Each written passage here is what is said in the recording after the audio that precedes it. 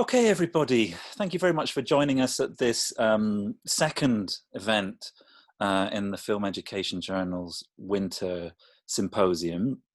Before we get started today, just a few mandatory plugs for some exciting new things that we've got going on at the Film Education Journal at the moment. Firstly, we are just launching our new edition of the journal, which is one of our most exciting editions yet, the most international editions yet. We've got contributions from Michael and Jacqueline, who you'll hear from in a minute, contributors elsewhere in Scotland, elsewhere in the UK. We've got 2 essays from Chile, which is really exciting, and also 2 essays from Australia, which is fantastic.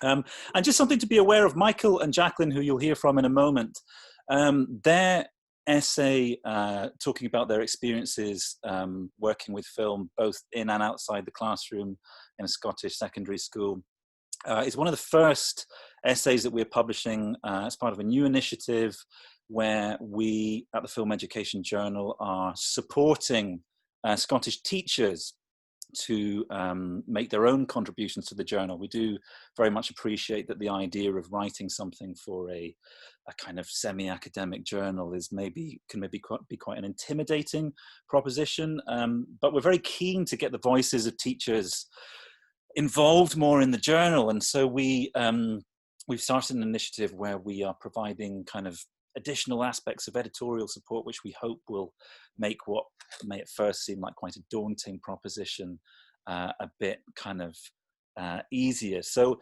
if you're a kind of teacher working in Scotland and you have some experiences that you'd like to share and like to write about, please do get in touch with us. I'll ask my colleague Flip just to kind of, Flip, maybe you could share your email address in the chat, and if anyone would like to follow on from Michael and Jacqueline's sterling example in kind of making a contribution to the journal, we would love to hear from you. Another new initiative just to flag up that we're launching at the moment is our website, www.filmeducationjournal.com. And this is also part of our initiative to try and engage more with teachers, kind of, especially in Scotland, but kind of elsewhere in the UK and more widely. And so on our website, we have produced a kind of a number of free resources around some of the articles which we think will be most interesting and most appropriate for teachers. So please do check that out. It's 100% free. There's kind of, Michael's contributed very generously a lesson plan, I believe. There's kind of lots of resources there in terms of interviews, kind of ideas for lessons, things that you might think about in the classroom to help you start incorporating film into your teaching. So please do check that out.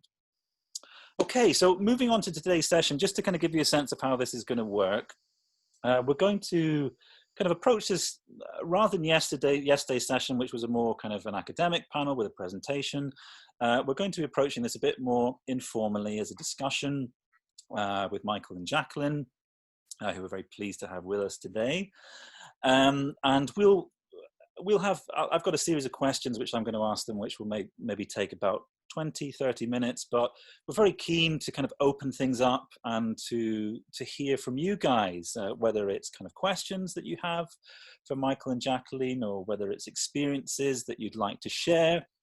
I think the focus of today's session is really going to be on how we start incorporating film into our teaching, kind of really from scratch. And I think that one of the really exciting things about Michael and Jacqueline's article is it really talks about their process or their journey right from kind of some of their very early encounters with film during their training as teachers to starting up a film club, and from there starting to incorporate film into their teaching in the classroom, and then beyond that to some really quite innovative uses of film both within and outside the curriculum. So it's a really inspiring story that I hope for those of you who are teachers and are maybe thinking about how you might start to incorporate film into your teaching. I really hope that there's a kind of a rich body of ideas and inspiration in Michael and Jacqueline's experiences, which is both written very eloquently in their article, but hopefully also you'll get some insights into today. And so we're going to have a chat running. Hopefully you can already see some kind of links that Flip is posting in there. Can I suggest that, as I say, whilst we will open up the session later on, and we'd really welcome if anyone wants to say anything at that point, please do. If you have a question, please just put it into the chat as we go. And then I'll ask my colleagues, Robert and Flip, just to kind of collate the questions or the things that you'd like to share. And we can kind of come to that as and when. So, Michael and Jacqueline, thank you very much for joining us. Perhaps we could start off, could you guys just kind of introduce yourselves? Tell us a little bit about yourselves for those that don't know you. My name's Jacqueline Thomson, and Michael and I did our probation year at John Paul Academy in north of Glasgow together. So we met on our first day of teacher training within the school. And so we've worked really closely for the past couple of years at building our understanding of English as English teachers, but building film into the curriculum. And it's something that we're really passionate about developing in the school, and it's something that we're still trying to do. We've been in the school now for 8 years, and there's still things that we want to try, and we've got as part of our plan about things that we're trying to achieve that we've just not quite got to yet, that the pandemic's making considerably harder. But yeah, that's kind of my side of the story. This is how we met. Again, just we started working here, and we were in the really fortunate position that there were 2 vacancies, and we were able to kind of really build on the momentum. Obviously, in probation and stuff, you are trying to make an impact and show that you're not just a good classroom teacher, but you can contribute at a whole school level. And getting kept on here and both of us staying for our career so far has really given us the momentum to really kind of kick on with film and make it a more permanent fixture, both at whole school level and within the classroom. Fantastic, guys. And can you, for those that maybe don't know anything about John Paul Academy, just to kind of set the scene for everyone, can you just tell us a wee bit about the school, the sort of environment in which you're teaching? Yeah, so we are in the north of Glasgow, and we are in an area where it's social index and multiple deprivation 1 and 2. So around 75% of our cohort would fall into this category. So that's kind of where we teach and stuff, and it's been all about trying to find strategies to really improve learning and improve attainment, and that's where we've been able to really kind of really utilise film. It's just kind of found a home here, and really it's gone from strength to strength. Fantastic. Thanks, Michael. So maybe you could just start off, because, if there are any teachers in the audience today that are maybe kind of considering the possibility of using film in their teaching, one of the things which I think is so inspiring about your guys' story and your work is that actually, am I right in saying that neither of you kind of have come from a film background, and that you haven't studied film in any way before, you got no kind of specialist training? Can you just tell us a little bit about kind of your experience in teacher training and kind of how what was your background in this respect? So my background is English studies and creative writing, so that was my undergrad, and then obviously you go and you do your postgrad, and film wasn't really presented as an option back then. It was very much we were always immersed in the literature and the teaching of literature, and media as a subject was starting to kind of find its feet a little bit in the curriculum. I had one afternoon session on media, but it was more about advertising and print media. It wasn't film specific at all. And yeah, there was nothing. I didn't really know anything about it until I came here and just kind of started to experiment with it. And we were in the fortunate position that we were able to kind of bounce ideas off each other, and you've got that support network there. So yeah, that was my experience. Yeah, similarly, I was a master's in children's literature at Glasgow University, but it was very much literature based. So coming here, I thought I had an expectation of what it would be like as an English teacher, and I had ambitions as to teaching Beowulf to S1.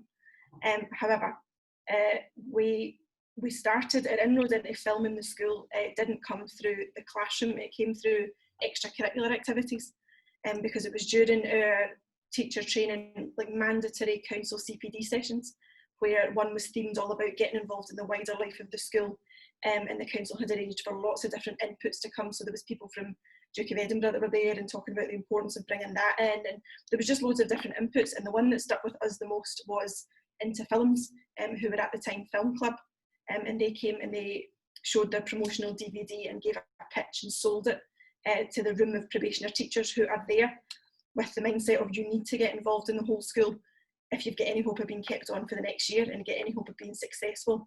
As a teacher, you have to be seen to be in the wider school.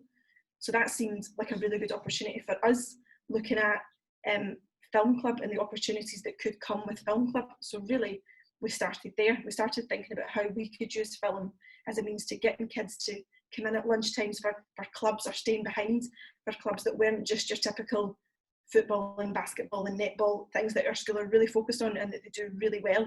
We just wanted to find a different sort of inroads to access other types of pupils, to get them more engaged. So really it was Film Club that we started, and we ran it on a Wednesday after school from 3:30 till 5.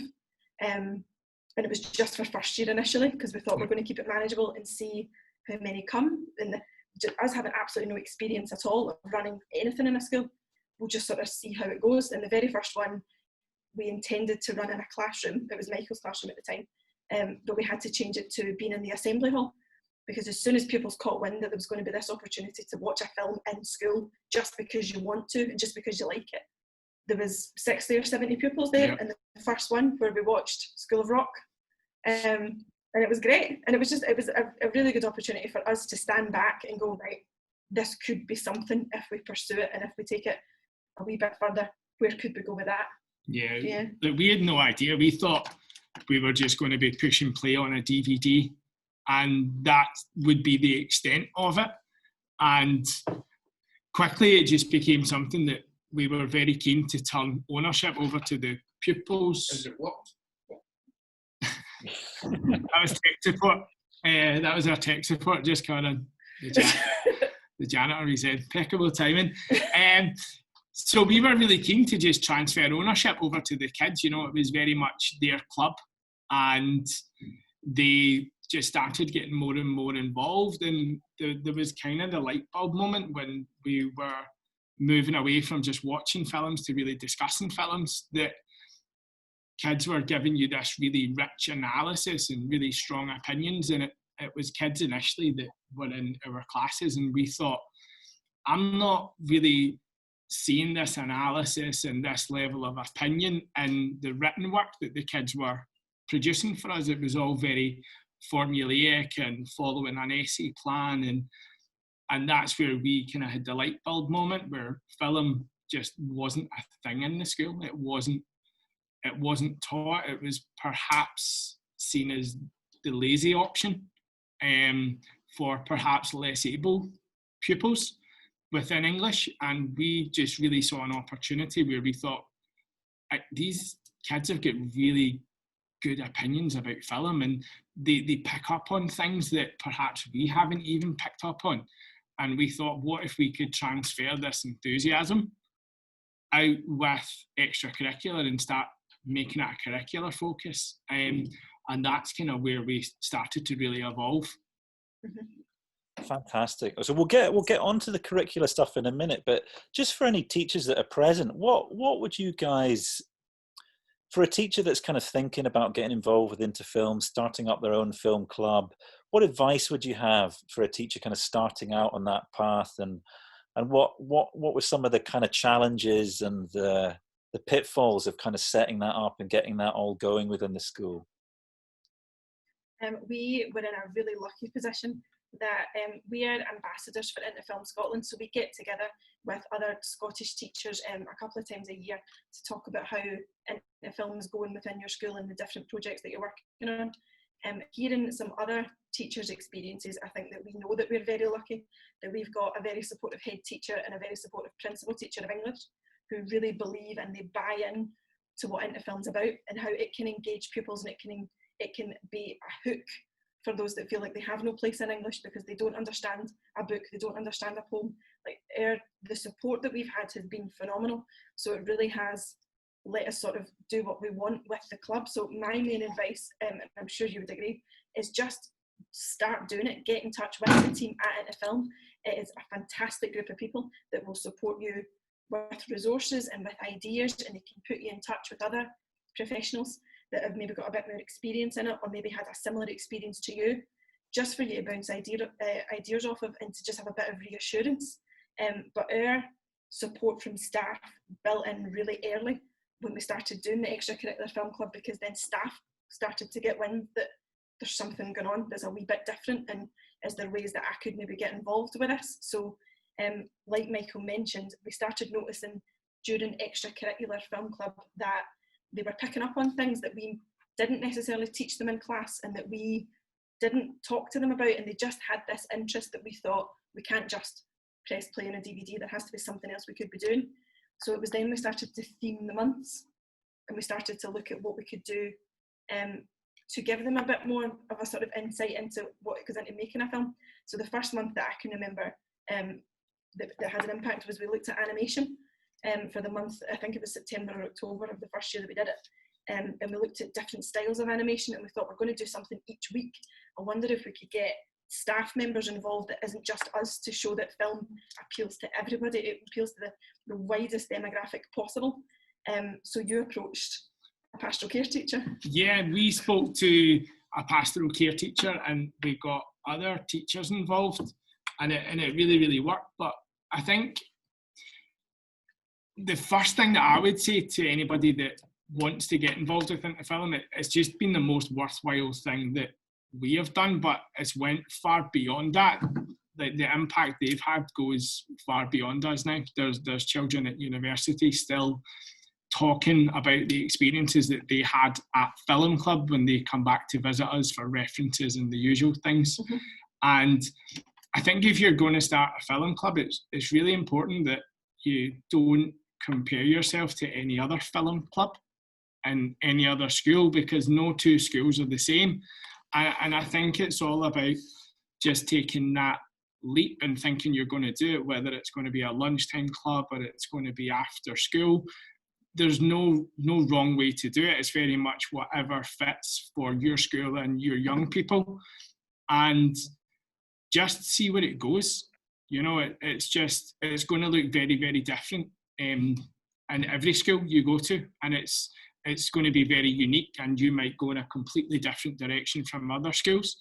And it's just about embracing it and talking to Into Film Scotland and just getting their steer on things, and their newsletters always got ideas. You will constantly evolve, and the kids will evolve as well. They'll have ideas and inputs on what they want from their film club.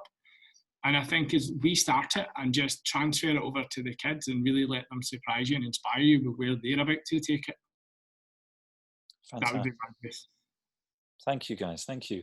So one of the things that came out of the panel that we had yesterday, led by Mark Barrett from the Australian Council of Educational Research, he was talking about film and his experience, and he's worked as a primary school teacher, as a filmmaker, and is now kind of researching film education. And he was talking about film as a great leveler.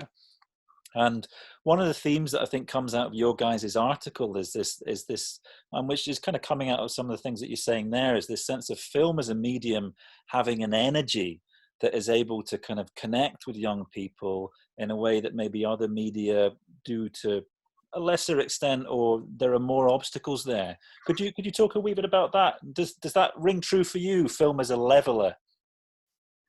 I think so. I think we're very much about doing everything in our power to close the attainment gap.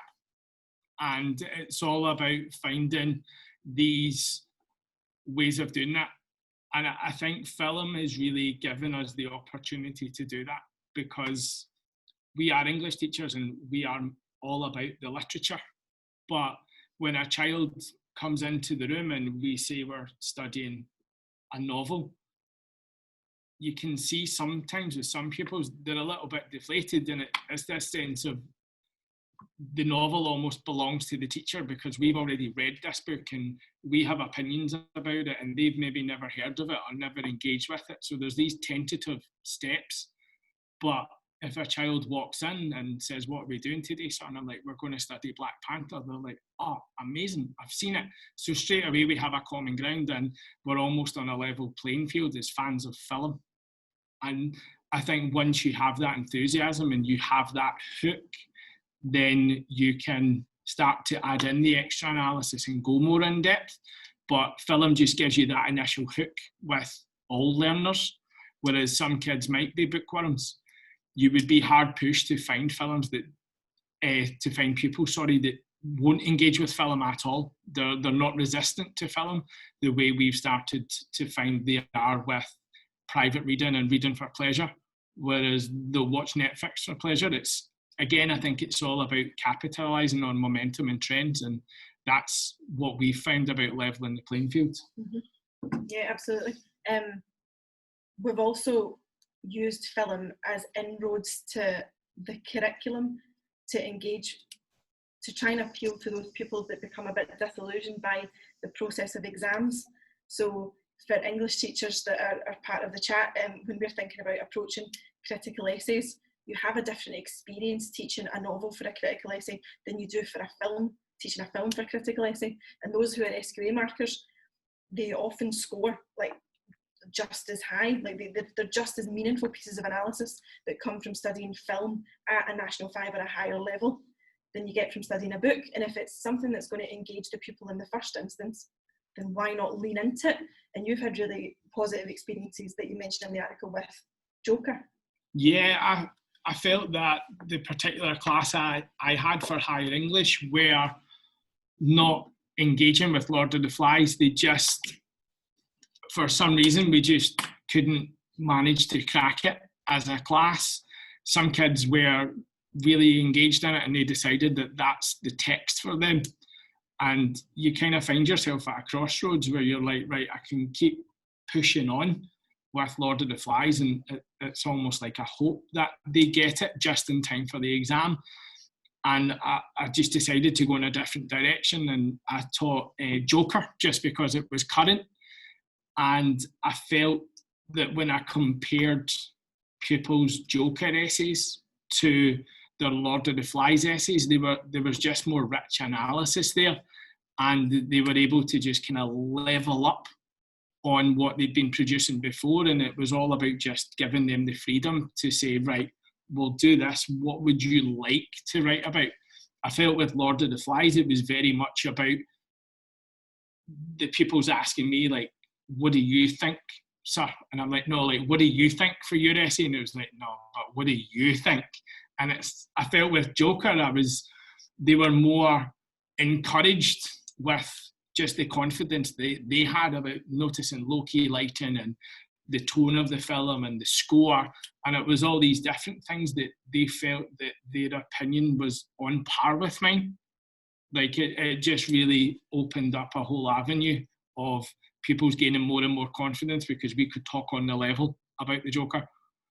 Whereas Lord of the Flies was very much, perhaps in their opinion, a bit stuffy.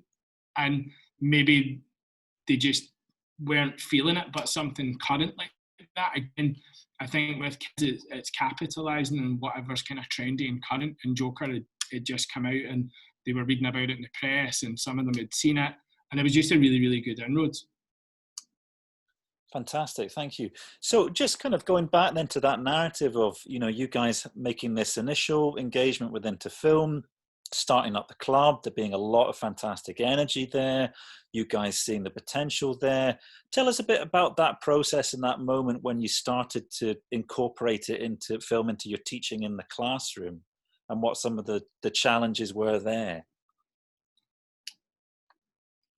Now I can't think of the moment when we incorporated it in because it feels like we've always done it. I'm trying to remember the first instance, and I'm sure, I know for yours, it was trying to engage those disengaged learners that would not commit to private reading and would not engage with a play text, but they absolutely would sit and absorb The Dark Knight. And I'm thinking about when English classes have been put together to target media as the alternative pathway. Because there are, unfortunately, pupils are not reading as much as they used to and as much as they should. So literacy levels are being examined by schools, like Michael said, to address the attainment gap, and a sort of alternative pathway that our principal teacher thought might be an option could be looking to put some pupils through National 4 English along with National 4 Media, and putting together a class of those learners that was often, you took the very first one, it was very small, it was often very boy heavy, like teenage boy heavy, and it was then a task for Michael to come up with a curriculum for them that would engage them, to pass the exam, but excite them and get them involved and want them to do something meaningful with film. So the first text I think you looked at was The Dark Knight. Yep. For that. And then from there, it's kind of now just happened every year, because we become the teachers that we can engage the pupils with films. And we started developing a couple of years ago film as a sort of behaviour strategy within school, and looking at pupils that might be considered high tariff within house groups that would come to English, and think about ways that we can engage them visually, rather than putting up a constant battle every day just trying to get them to read Darren Shan.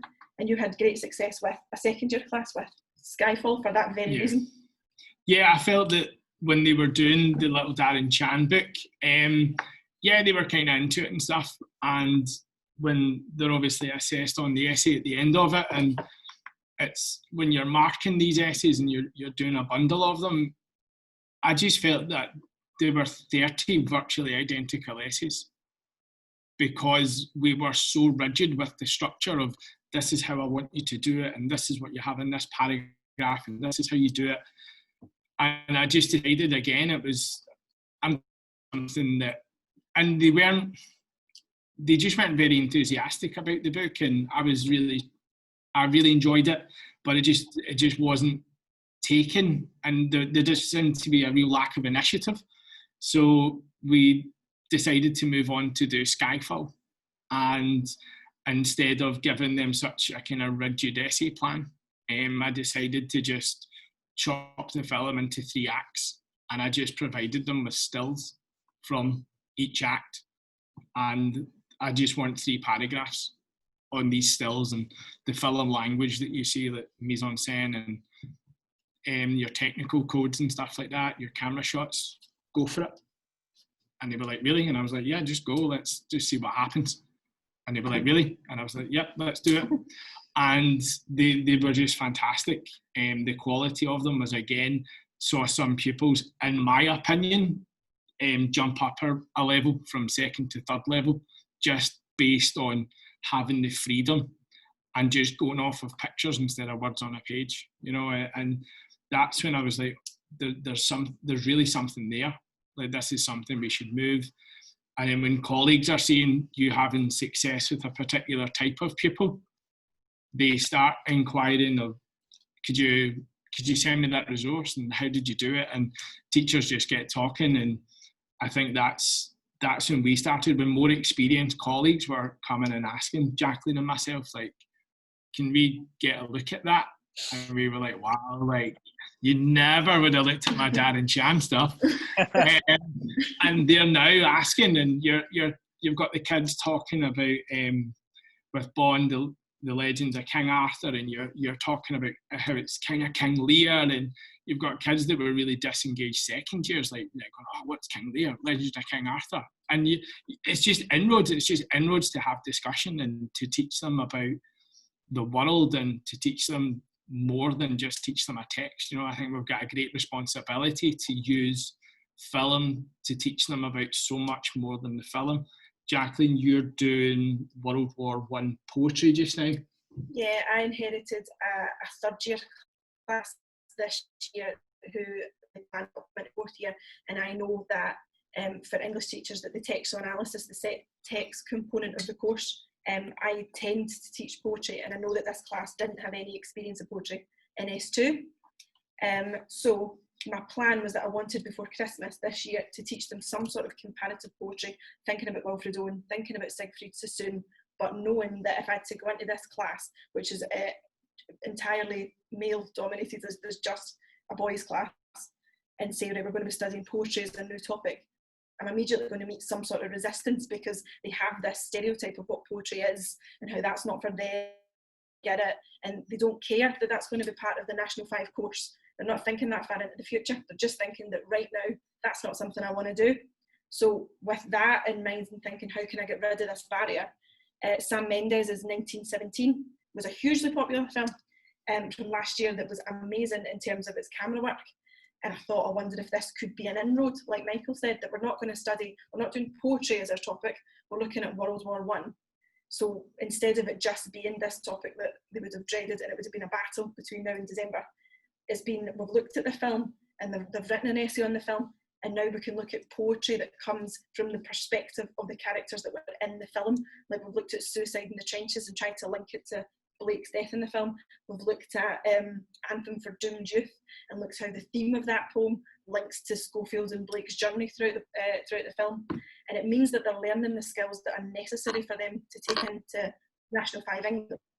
But they're enjoying themselves while they're doing it because they remember that film that they watched that kind of links to what we're doing. And then the plan beyond that is that we're going to, the football enthusiasts in the class are going to go out and like recreate the 1914, the Christmas truce out on the pitch near Christmas time.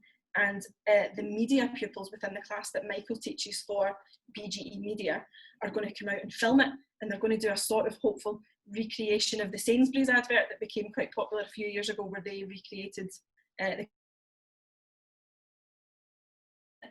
it's now become this wider thing that they've really engaged with thanks to film. Films that they could watch and absorb, but then films that they're going to make as well. It becomes way more practical, and it's just, that's way more interesting. I would rather do something like that than battle for weeks and weeks teaching poetry.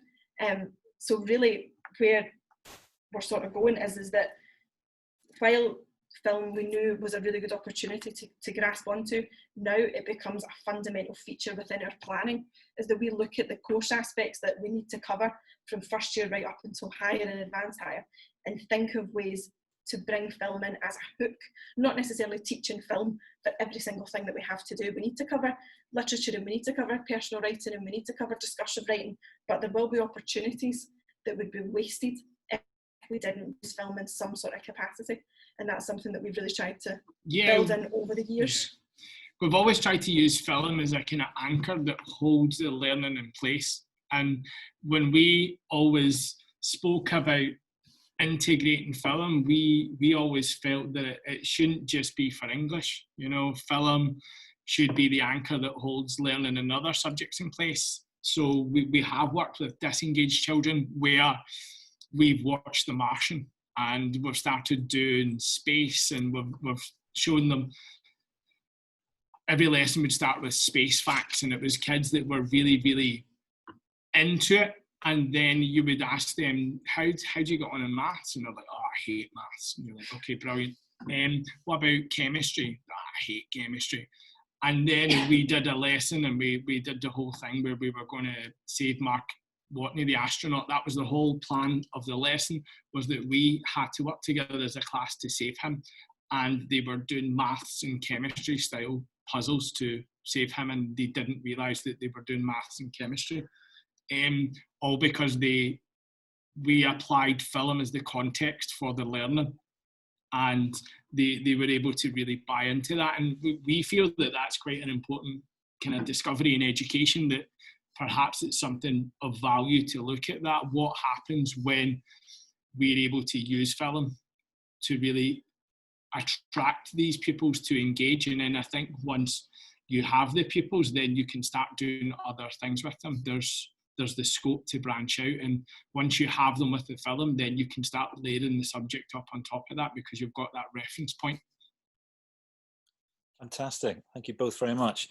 So one of the things that you're obviously using film in a lot of different contexts, and to kind of, energize the way in which different pupils are engaging with a whole host of different subjects there.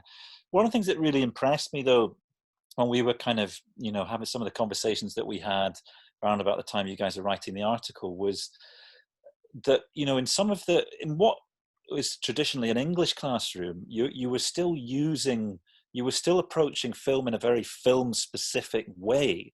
I remember, Michael, you were talking a lot about cinematography, or you were talking about with Joker, I remember you talking about Todd Phillips and the opening of the film and breaking down the opening into different shots and actually encouraging the students to kind of, as part of that learning process of getting their head around the different shots, actually trying the shots out themselves.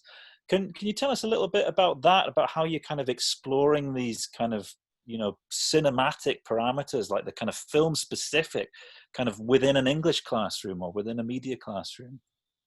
Yeah, I think for English that when you've got pupils that, like Jacqueline's done it with the 1917, if you make something more stimulating and engaging, I think you get more value from the learning. The learning's more meaningful, and I'm a massive believer in the only way to learn camera shots is to go away and actually do camera shots, and understand with the pupil holding the iPad, like, why have you chosen that shot? Explain it to me. Why did you choose that shot over this shot? Great. Why do you think Todd Phillips has chosen this particular shot then over this one? Would you have done anything different? Are you better than Todd Phillips? And you just get that dialogue going.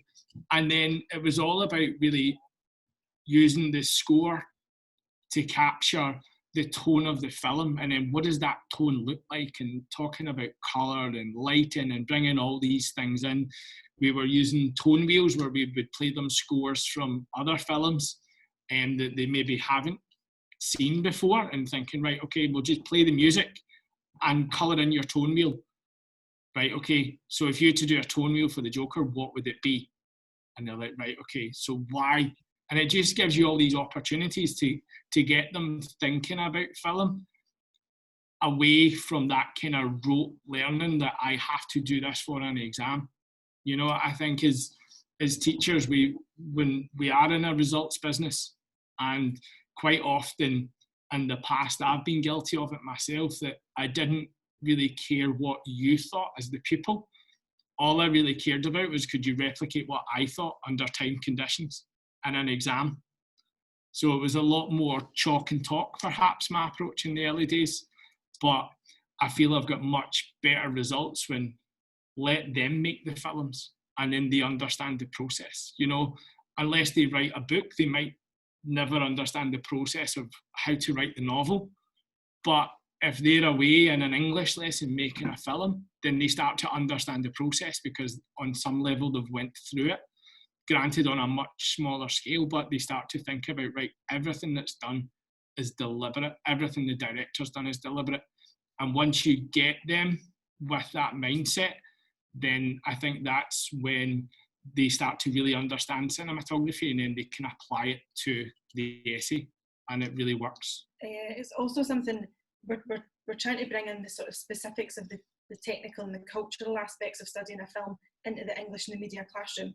But within the wider school, we've worked really hard in the past year to bring as many different departments together to look at film in a broader sense and look at what film can really be. Because I know from 8 years ago when we started Film Club, if you to say to our pupils, who does it take to make a film, they would have said actors and directors, and then that's it. That was the only scope that they had for who would be involved in making a film. So towards the end of last academic year, Michael and I worked at putting together a project for the whole of S1 to take part in as part of the school's commitment to interdisciplinary learning. And IDL's usually brought together in schools by some sort of umbrella theme or umbrella concept. Previous IDL topics in our school have been things to do with Scotland and heritage, and have had subjects together looking at country dancing and art, and like, that's great. And they just wanted a change this year. So Michael and I got together and thought, what's the best way we can use film to engage our first years? So we put together a project inspired by the Harry Potter universe. And with me in media, they look at stop motion animation. And with Michael, they look at filmmaking and more practical filmmaking with actors in it. In music, they're learning about scoring and soundtracking. And in art, they're learning about set design. And in technical, they're learning about scale modelling. And in home economics, they're learning about costume design. And in science, they're doing something to do with the animals that are in the universe. Yeah, and props. It just means they're making props. And it just means that the whole school with first year have managed to come together and give RS1 a real in-depth and meaningful experience, all because of film. Like the whole year group got together in the first couple of weeks to just watch and enjoy the films, and now they get to spend a year exploring the Harry Potter universe, but also different disciplines and careers and things that are absolutely necessary within the world of filmmaking. And it really opens their eyes to what it takes to make a film, and it really helps us later if they come into media, because they've already got a bit of insight and what it means to do stop motion and what it means to do filmmaking. So we found that really beneficial as well, and it's brought staff together. Yeah, definitely. Yeah, ideal. I think so as well. It just gives staff more of an appreciation of what we do, because we were maybe in the past seen as the people to come and get DVDs off at Christmas. We were the blockbusters. Yeah, we were like a DVD shop, and they've got more of an appreciation of what you do and why you are the film people. That is actually a skill set you're providing with. And you really reap the benefits when they start to come through, and you've had them since S1. And it starts at Film Club, and you're able to capitalise on all the success we've had as a film club within the film. And when you get these kids that are coming through and they're like, oh, I do this for fun, and then you get them in the classroom, they still think it's fun. And you're able to just, that enthusiasm for film's just infectious when they've come all the way through, and it's all they've ever known. So I think that's really the benefit of us staying here for as long as we have now, that we're now on multiple little brothers and sisters that have come through the system, and it's whole school plan. We've got a 3-tiered approach from first year all the way through to senior phase. It's now wider certification film studies, almost trying to do like almost a film school approach, where pupils are looking at the art of adaptation, like what do you take out, and how would you adapt this particular piece of literature to a film and stuff. So that's kind of the route we're going down, and we think that's where that's maybe posted where we'd like to be. We're looking at things that are happening in the world right now, like socially, and thinking of ways that we can bring that to our young people who know nothing about anything that's going on in the world. So you've had great success recently by looking at Get Out. Yeah. And I've looked at Black Klansman. Just like pupils are guilty of thinking that the only important things that are happening are the things that happen right around them and the things that directly impact them. And we come from a very small community in the north of Glasgow, that whenever we've travelled down to London before to meet into film for various events and we've taken pupils, our pupils asked if they need a passport to go on the train. It's just like that. So we've been looking at, the next big project is how to bring film and media texts into exploring bigger social issues, to just teach them something about the world, and that's something that we're working to develop right now to take forward post-COVID, to see where that goes. Thank you both very much. I can see we're starting to get some great questions coming in. So just one last question from me, which is that it's very impressive, the level of kind of detail that you guys are now teaching film. And I think some of the things you're talking about, Michael, when you're talking about how you teach director intention, and kind of, and Jacqueline, some of the things that you're saying about just all of those different kind of jobs and costume. And I'm just wondering if we just kind of rewind back to the start of this conversation where you guys were talking about the kind of very minimal input that you got on film as teachers, teacher training, when you're in teaching training. How did you guys build the confidence to not only kind of your own confidence with and kind of understanding with that sort of kind of film specific knowledge, but then actually teaching it in the classroom to others? How did that come about? I think for us, we were so well supported with Into Film, and their resources are just fantastic. They're so well designed, so well thought out, and so applicable. They really are ready to go. So it was just a case of looking at the resources that Into Film provided us with, lots of dialogue as well. They're really accessible and really friendly, and they were always at the end of just an email if we had any questions. And it was about taking advantage of every opportunity that was going, really. working with filmmakers and stuff on projects. We say yes to absolutely everything, every opportunity we say yes to. Like, we'll find time, if it's for the kids, like, we'll make it work. And again, our bosses are very much of that opinion as well. If it's for the kids, like, we'll find the time, we'll try and find the money. So Into Film are really, really great at hooking us up with local filmmakers and stuff. And I think the more time you spend around professionals, you just watch. Like, I think we became like the kids. Like, we were just watching everything and like sneaky wee notepads and taking notes and just thinking, how would we do that, and how could we do something similar in a 50-minute lesson? And just, yeah, it's just about building on what's already out there. I think what puts people off is they think they need to start from scratch, but there's such a good support network out there for film educators that it's all about just getting yourself on Twitter and just asking the questions. We've been really lucky as well. There's so many colleagues across Scotland as well that we've been able to kind of reach out to and bounce ideas around, and people are fantastic at sharing resources. And yeah, it's just such a good support network, and you just go from strength to strength yourself. And it's about taking resources that other people have got and just really putting your own stamp on them and your own thoughts, and just doing your own kind of research and stuff. And I think the only way we kind of got, not good, but like with camera shots and stuff, is, again, we were like big kids, like chasing each other about the school with like phones and stuff, like just messing about, just having fun. And things like that. Like, we're just like big kids ourselves. So I think that's how I kind of got into it. I saw what everybody else was doing, and like I say, the Into Film stuff's amazing for every age group. For IT or techs and stuff, they've even got stuff that's ready made for the classroom, good to go if you want to go down that route. Yeah, that for me was how I started it. What about? Yeah, very, very similar. Chasing Michael around with a phone was a big inspiration for how I learned extremely wide shots.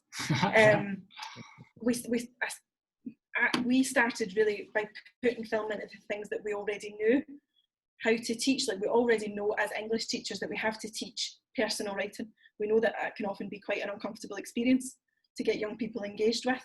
So then we thought, we know this, how can we bring in a bit of film so that we're learning from that experience into something that we've already got confidence in teaching.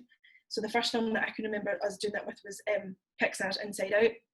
So really, we were bringing just wee bits of film into something that we already knew how to teach in English. And then that went quite well. So we thought, right, what else can we do? What's something else that we already know what to do, right? We know how to do discursive writing.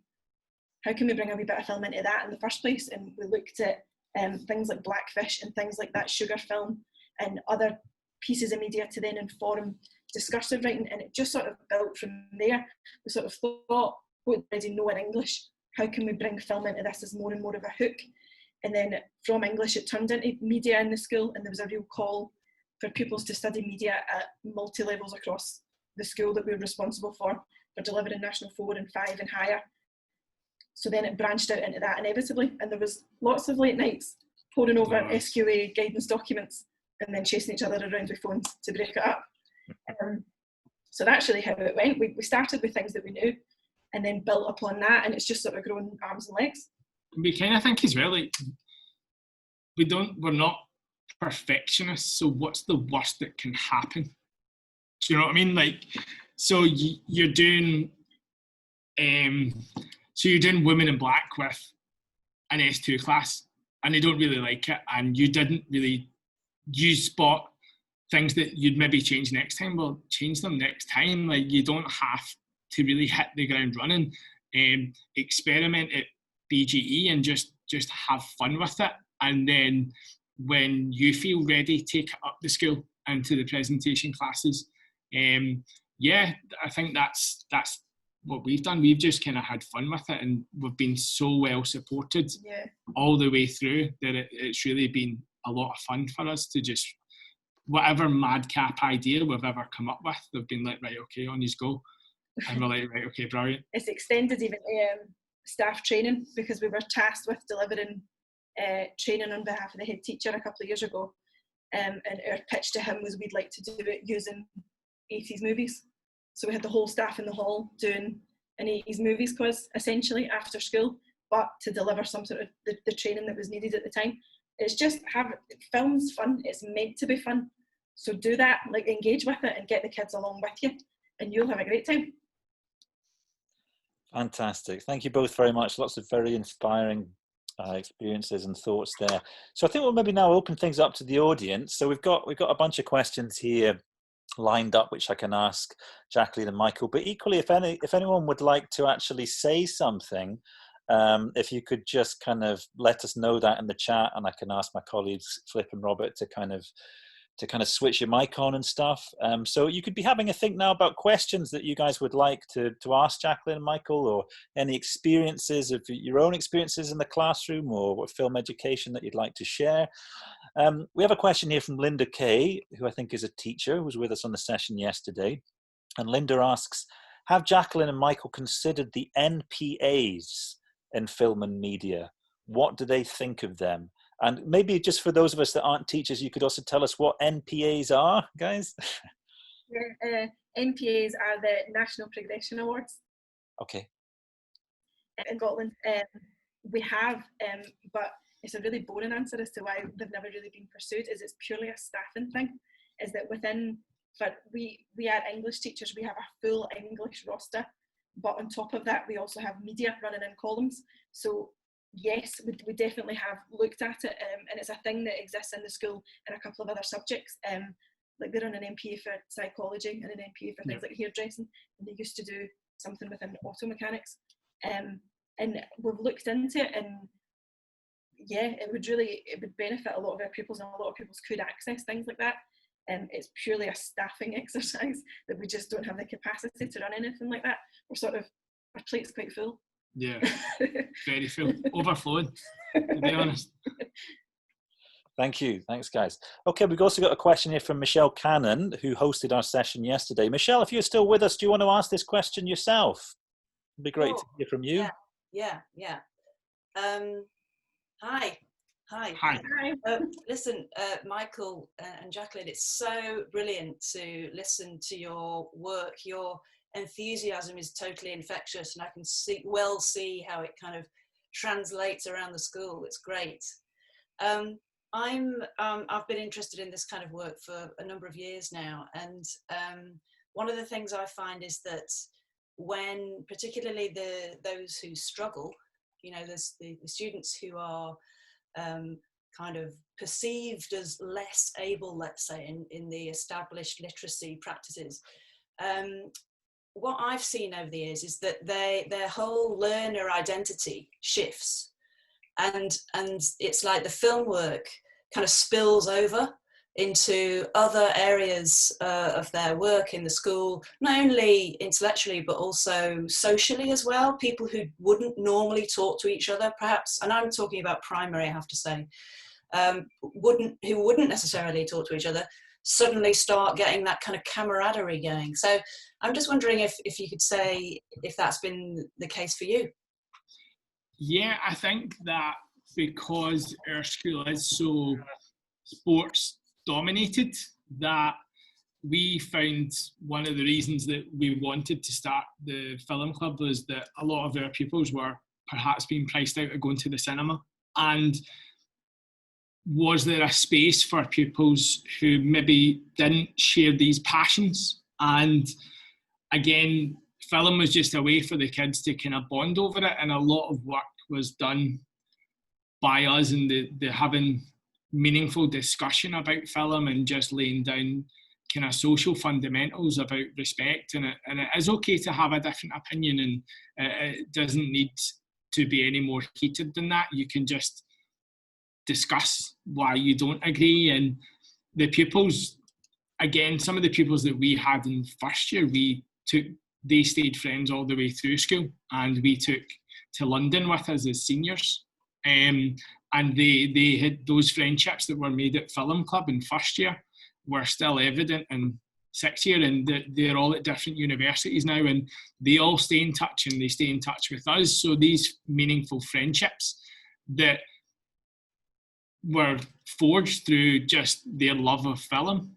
So we've had really, really positive experiences, and ultimately it's a safe space as well, where pupils can come for that hour after school, and they do feel safe and they do feel valued, and it is very pupil-centred. So yeah, we've had really positive experiences. We've not ever had anything negative come through. The sort of the groups of pupils that we have in classes, whether it be for English or for media, do a lot to band together to sort of fight the trope and the stereotype that it's just watching films and you're not doing anything with it and it's just watching films. And those pupils become really protective over how important and how valuable film is as a tool. So that often acts as a bridge as well, because people that wouldn't necessarily come together socially and within friendship groups become this wee protective barrier, like the Night's Watch, to protect us. Yeah. When you're just watching another film, when they're like, no, we're actually doing this, but thanks for your input, we're actually doing this with it, was really meaningful. And that bridges connections as well that we find really funny often. Yeah. Just kind of leading on from that, guys, one of the interesting things that I remember you guys wrote in your article was the way that all of this kind of intersects with gender to an extent, in terms of, both the gender of your makeup of your film club initially, and then the ways in which people were engaging in the classroom. Could you say a wee word about that? Yeah, we felt that film club for us tended to be very female heavy. At the start, I don't know if it was maybe from a school point of view, there maybe wasn't as many clubs for girls felt that they could do. So it was really quite girl heavy. And then we found that wherever the ladies are, the teenage boys seem to follow.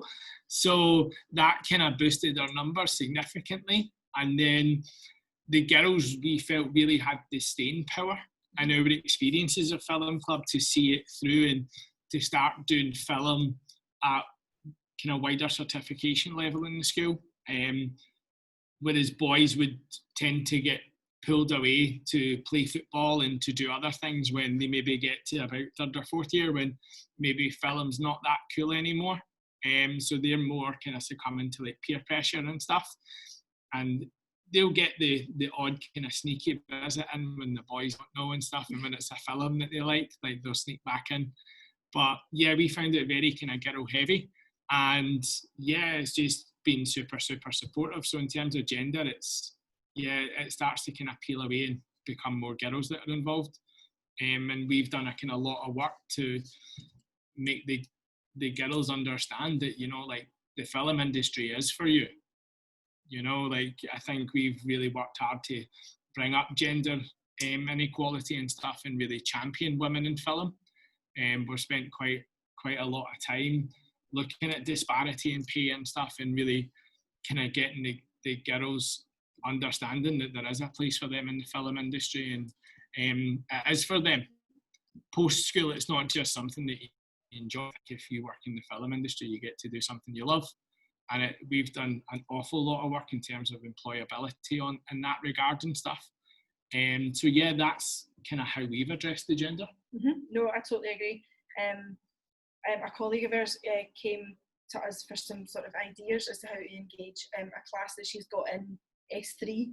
We pitched film, and she's got a split of boys and girls, and it turned into a real meaningful debate. I think she gave the class a couple of options, and the general consensus was the girls wanted to study Room, the adaptation of the Emma O'Donoghue book, or the gents wanted to study Into the Spider-Verse.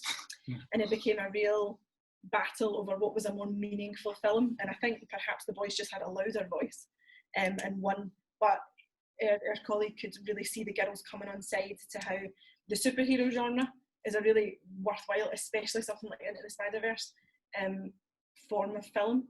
And has brought her class together for this topic in a really meaningful way, to the extent that she's planning to teach film as her National 5 text for the exam next year, because this has been so successful and so engaging between the two, between the class that was split previously. So yeah, I would agree that it's generally the club has been very female heavy, but in class it's had massive success with boys.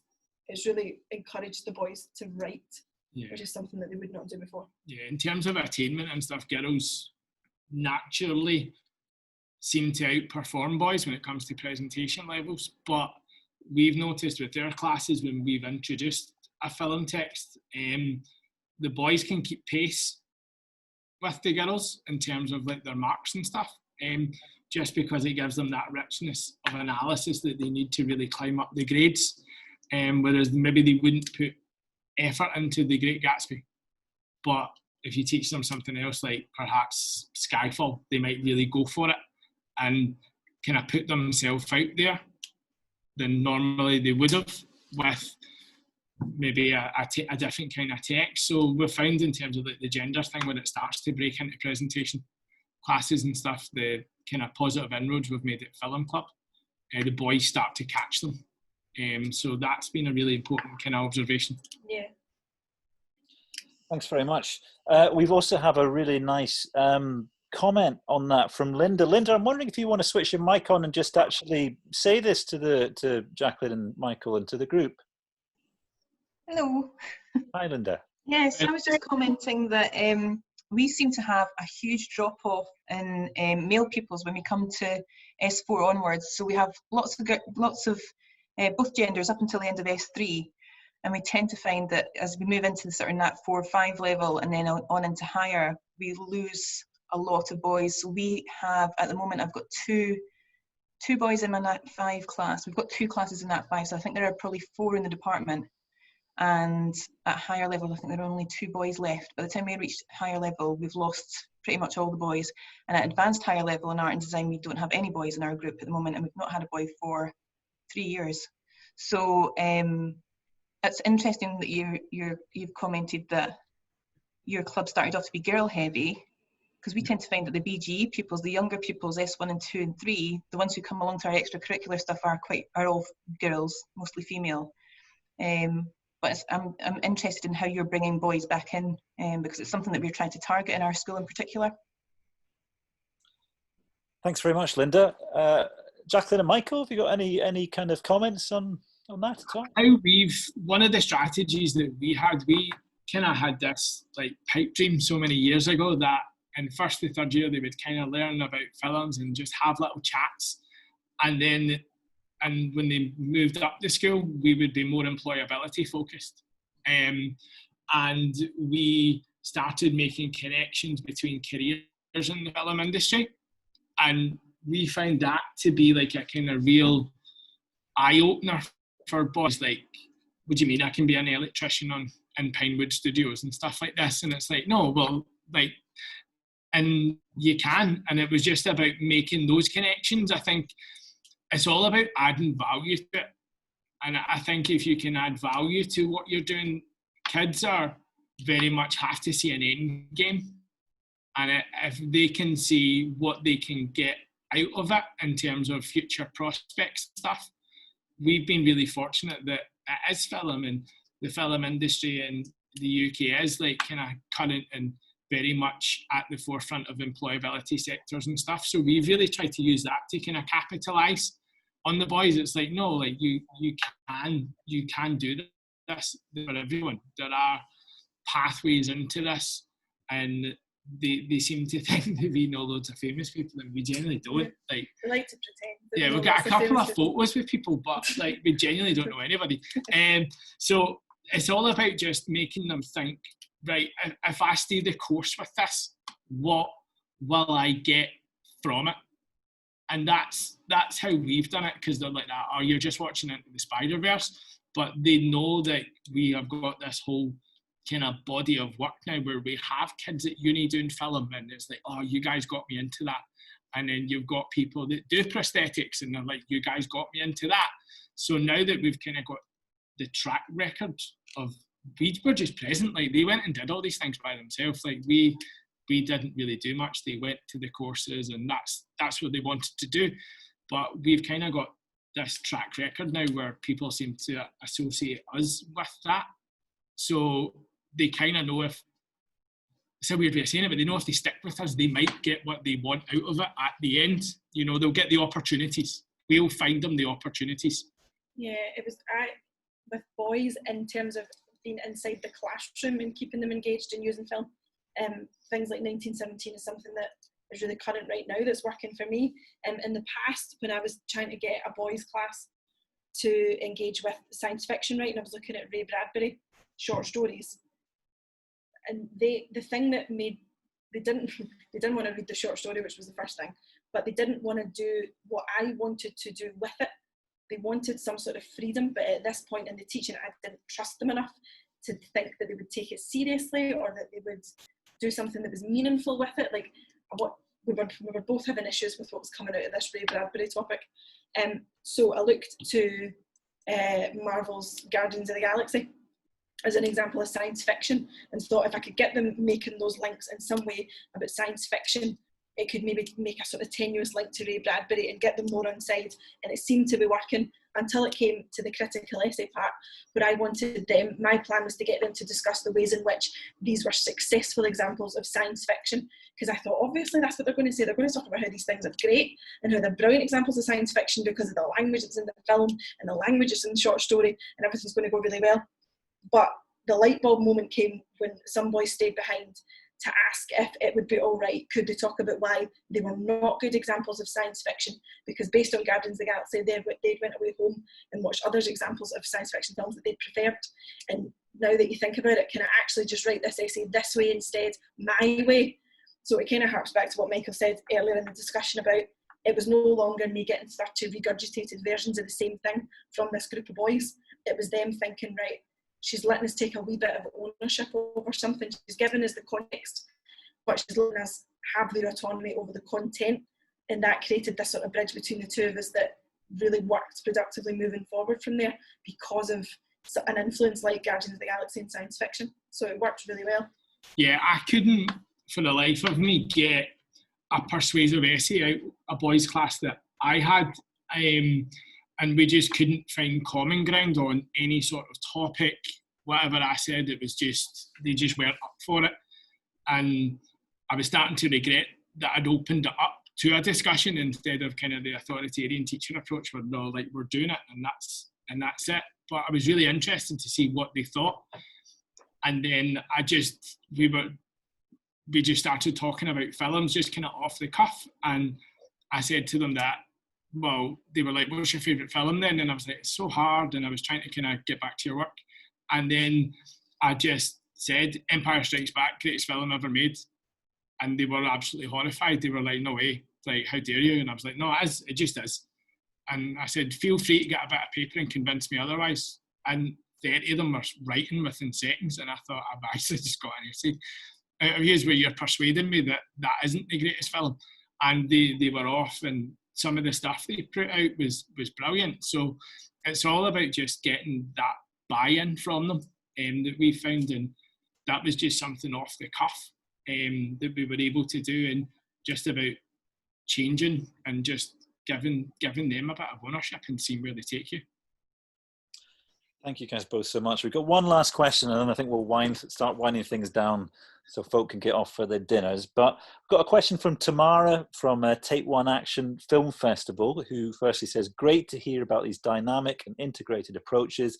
And she's wondering if you've done any work with documentary at all. I know there's been a lot of talk about kind of drama films, but just wondering if you've done any work with documentary, and if not, how you might think about incorporating that into your work.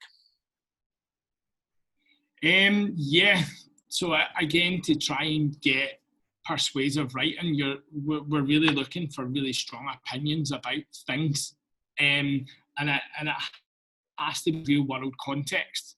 So I think as a kind of departmental focus now, we're all using documentaries at every year group all the way up, and again, it's just about that kind of collaboration with colleagues where we're now starting to swap resources. We do Blackfish.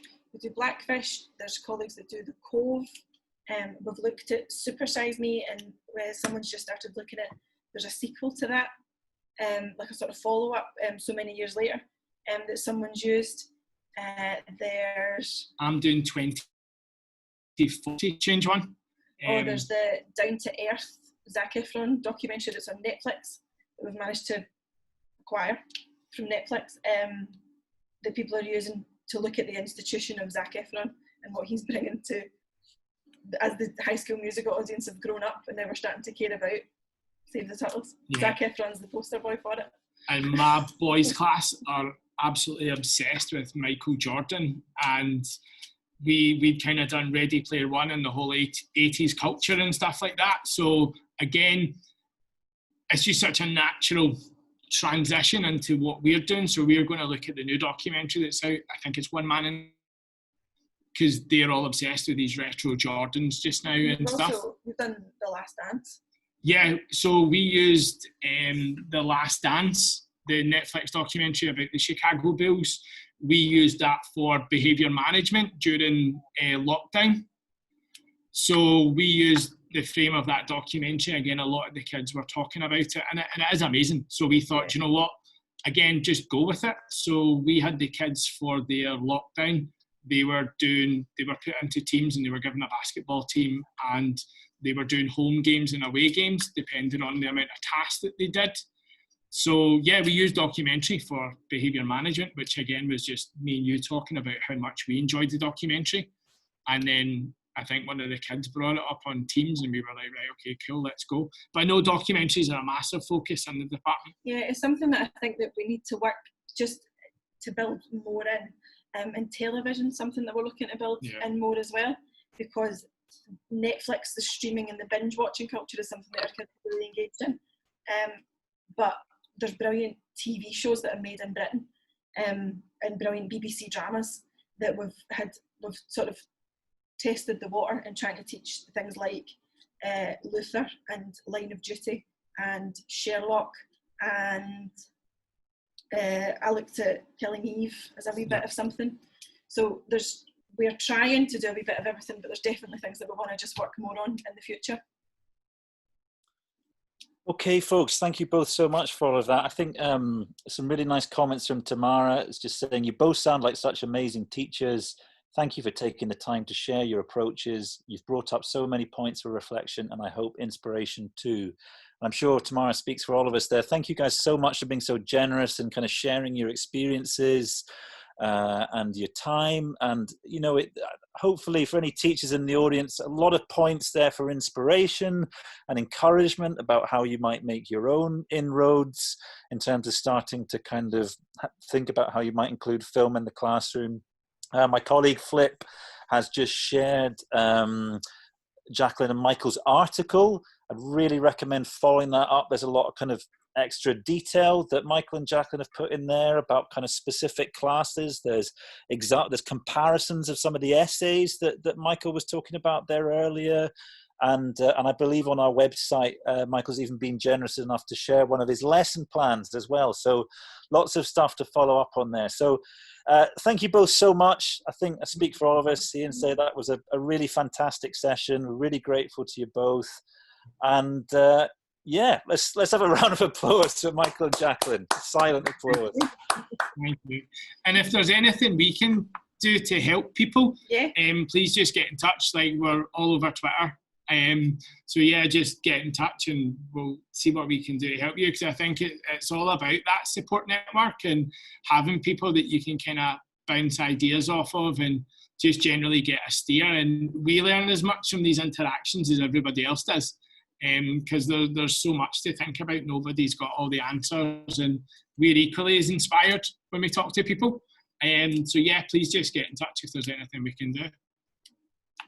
Great. Thank you both so much. As I say, please, guys, do check out Michael and Jacqueline's essay in the current edition of the Film Education Journal. And any teachers that are interested in writing, following Michael and Jacqueline's footsteps and writing something for us, please do get in touch. Okay, we'll let you all get away for your dinners now. Thank you all so much. See you again soon, I hope.